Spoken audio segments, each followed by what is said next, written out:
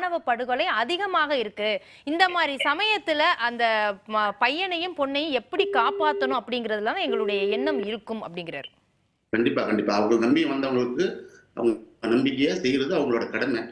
அப்பனா நம்ம என்ன செஞ்சிரோம்னா, தமிழ்நாட்டுல உள்ள அத்தனை காவல் நிலையத்தை மூடிட்டு, அனைத்து கம்யூனிஸ்ட் கட்சி ஆபீஸையும் எல்லா துறை நிலையில நீக்கிற மாரி பண்ணிடலாம்.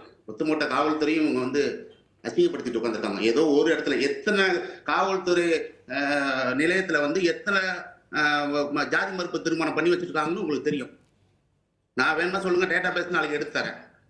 எங்கேயோ ஒரு இடத்துல 2 இடத்துல நடக்கிற விஷயத்தை வச்சுக்கிட்டு ஒட்டுமொத்த காவல்துறையும் உங்க குறை சொல்லக்கூடாது. இவங்களை சட்டத்தை எடுக்கிறதுக்கு சுப்ரீம் கோர்ட்டோ ஹைகோர்ட்டோ இவங்களுக்கு சொல்லவே இல்லை. உங்களை நம்பி ஒரு பொண்ணு வந்துச்சா, மேஜரா என்னம்மா சொல்ற, பண்ணி வைக்கிறா, இங்க வாங்க சார், எஸ்பி சார், அந்த அவங்க ஆதிக்க ஜாதியா இருக்காங்க, நீ கூப்பிட்டு வச்சு பாதுகாப்பு கொடுங்க, நாங்க பின்னாடி நிற்போம், நாங்க போராடுவோம் சொல்லணும்னா சொல்லக்கூடாதா? இவங்க ஏன் அதை சட்டத்தை